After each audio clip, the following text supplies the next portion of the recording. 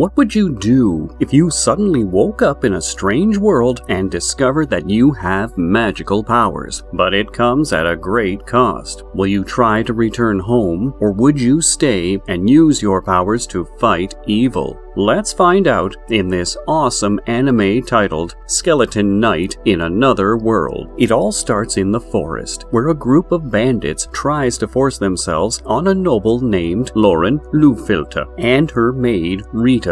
However, a shining knight arrives just in time and completely mutilates the bandits by slicing them in two with his sword, which serves them right if you ask me. The knight apologizes to the dismembered bandits for attacking them from behind, but I don't think they can hear him, and I wonder why. I know what you're thinking. Who is this knight, and why is he so handsome, even though there is a mask on his face? Well, a few days earlier, a gamer named Ark wakes up in a strange world, and he doesn't realize where he is, but he quickly realizes that he is wearing the holy armor of Belinus, the twilight cloak, the holy shield of Tuatates, and the holy thunder sword of Khalidbolg.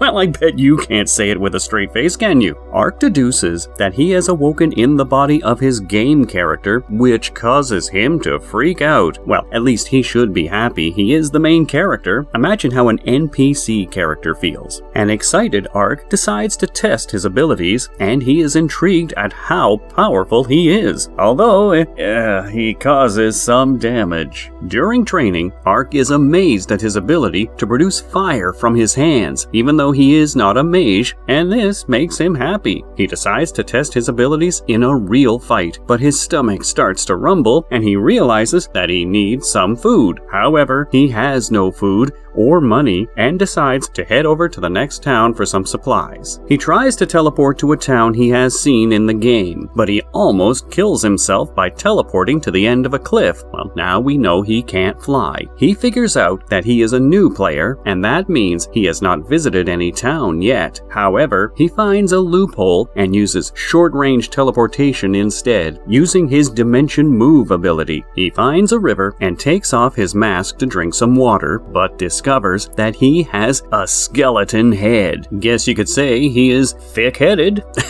Get it? No. Okay then. He remembers picking the skeleton avatar, but he gets worried as he understands that the locals of the town will run away from him or try to kill him because of his appearance. Told you it came with a price. He decides not to take his helmet off and goes into the neighboring town. He looks around town, trying to find a way to make money, and stumbles upon a lady in the alley. He listens to her conversation and discovers that she is an elf. However, he loses her in the crowd. He spots a mercenary guild and goes in hopes of getting a mission that will earn him money. He finds out that he needs to obtain a mercenary license by slaying a beast, a monster, or a bandit. He then embarks on a mission. Shortly after, he encounters an orc after killing two beasts, but quickly decimates the monster with his sword. Wonder if this kid ever got bullied in school. On his way back to the guild, he spots some bandits ambushing Rita and Lauren's carriage. They kill all the guards and try to rape the girls. Ark decides to save them and mutilates the body of the bandits' leader, causing the rest to cower in fear. They might need a new set of pants. They run away, but he goes after them and annihilates them with the Wyvern Slash. Guess they wouldn't be needing the pants after all. The girls thank him and ask if he is a knight, but Ark avoids answering the question. Although he comes up with a backstory in his mind, he burns the body of the bandits and takes their loot while the girls look away. He escorts the girls back to the palace to ensure that they are not ambushed by bandits. Even though he is hungry, such a selfless warrior, he returns to the guild to receive his license. The guildkeeper removes a rune stone from the orc and hands it over to Ark. He informs him that runes are made into magical items and weapons. He probably forgot that part where they could just be sold for money. He also advises Ark to always remove the runes from the monster that he kills, as they always come in handy. Afterward, Ark goes to the tavern to celebrate his success and eats his long-acting dinner. He figures out that he will probably be here for a while and decides to complete the quest in order to test his newfound abilities. The next day, Ark receives his first mission, which involves guarding a girl named Marka while she collects medicinal herbs. Ark is excited to embark on his first mission as it gives him the chance to use his abilities while keeping a low profile. He arrives at Marka's house and she is surprised that a knight like Ark has taken up this mission. Ark is also surprised after realizing that Marka is just a young girl, but he still decides to complete the mission. They journey through the woods and Ark wonders why Marka is in a hurry to complete the mission. Marka explains that she doesn't want her mother, Siona, who has become overprotective since Marka's father died, to find out about the mission. She further states that she wants to make her mother happy, as it used to be her father's job to pick the herbs, and Ark is surprised at how noble her cause is, despite her young age. At that age, all I wanted to do was play video games. He helps her gather the medicine herbs. However, Ark senses a monster nearby. While Marka explains the function of each plant, the monster proceeds to attack. However, he discovers that the monster is just a kitsune, although its left leg appears to be injured. Ark heals the monster with his power, and the kitsune decides to follow him in gratitude for saving his life. Ark names the animal Ponta due to its fluffy tail, and they continue their quest. Meanwhile, back in Marka's village, Siona finds out that Marka is in the woods, which are filled with dangerous monsters, and she starts to panic. Can't say I blame her. Back in the woods, Marka finally finds the Kobumi tree, an all-white tree filled with lots of medicinal herbs. She approaches the tree, but doesn't realize that she is in the territory of the basilisk. Marka becomes scared and is unable to move while the monster attacks her. However, Ark steps in just in time with a superhero entrance and saves her from the basilisk. The beast releases a powerful poison fog, but Ark evades the attack with ease. Having fought the monster before while he was playing the game, Ark is able to anticipate attacks and protect Marka. The basilisk launches a series of attacks, forcing Ark to use the shield of Tuatates to protect himself and Marka. He launches a counterattack and slays the beast with a devastating attack called Judgment. Marka is amazed at Ark's power and wants to tell the whole town about him, but he begs her not to say anything as he is trying not to garner unwanted attention. Ark then notices a strange ring around the neck of the basilisk, but it disappears before he is able to examine the item. Ark spots a fanged boar and kills it before escorting Marka back to the village with the boar in hand. Siona reunites with Marka and is happy to see that she is not hurt. Siona questions why she went to the woods despite knowing how dangerous it is, and Marka reveals the flowers of the Kobumi tree to her. Ark apologizes for taking Marka into the woods without her mother's permission. He begs Siona not to punish Marka, as she only did it because she loves her. Moments after, Ark informs the villagers that he has taken care of the monsters in the woods, although he does not tell them about the basilisk. Later that day, Ark leaves the village with Ponta on his shoulders and promises Marka that he will see her again. Elsewhere, a group of knights manages to bring down a basilisk with a ring around its neck with great difficulty and multiple casualties. As they journey on, they find the basilisk and notice that it was killed by a single strike with an extremely large sword. The general is surprised by this and wonders who could have taken down such a powerful beast with a single hit. Back at home, Ark and Ponta celebrate the completion of their first mission, and he decides to accept a very challenging task tomorrow. The following morning, Ark accepts a mission and deals with the bandits hiding in a forest cave. He captures them and takes their treasure as he continues to adapt to his new environment. He notices 2 cages in the cave, but he ignores them and heads back into town with the loot. Being a mercenary is not so bad after all. Elsewhere, it turns out the attack on Lauren was an assassination attempt ordered by Lord Triton Diento, and he is furious at the bandits' failed attempt after discovering that the assassins were killed by a single mercenary. His assistant, Celsika, also reveals that the basilisks sent to Lufilter's lands have been killed, which surprises Diento as they are powerful beasts. He wonders why Diento's master, Prince Dakaris, is targeting the kingdom of Lufilter, but Diento confesses that he does not know the prince's motives or plan. However, he believes Dakaris is trying to start a war with the Western Empire, and destroying Lufilter will destabilize the empire and give them a huge advantage in the war. Diento then asks about his son, Udolan. He finds that his son is leading their illegal slave operations, and this makes him angry, as he believes Udolan is putting himself in danger. Back in the forest, Ark is attacked by the mysterious elf Arian he met at the alley in the past, but he doesn't remember her. She accuses him of kidnapping elf children as he is coming out of the bandits' cave. However, she stops the attack after seeing Ponta on Ark's shoulders. She is surprised by this, as Ponta is a spirit creature and they don't trust mortals. She realizes that Ark is not a bandit and apologizes to Ark for attacking him. He informs her that he is a mercenary and wonders why she is here. Arian explains that the bandits have been hunting elves and selling them as slaves. Ark quickly realizes what the cages inside the caves are being used for and tells her that there are no elves in the caves. He offers his help in finding the missing children, but she rejects his proposal and walks away. However, Ark refuses to give up and decides to help her no matter what. He goes back home and tries to figure out how to find her. The next day, Ark searches for Arian in the woods all day, but he is unable to find her. However, he discovers the bandits' hideout and goes after them. Udolan sadistically tortures an elf who tries to escape and threatens to kill anyone who tries to escape. Ark decides to interfere. Arian steps in and brutally murders the slavers. Udolan realizes that he can't win against her because she is a warrior and decides to use the children against her. He threatens to kill them, forcing Arian to surrender. The bandits begin to harass her, prompting Ark to interfere, and they defeat the bandits together. They rescue the children, and Arian notices the bandits placed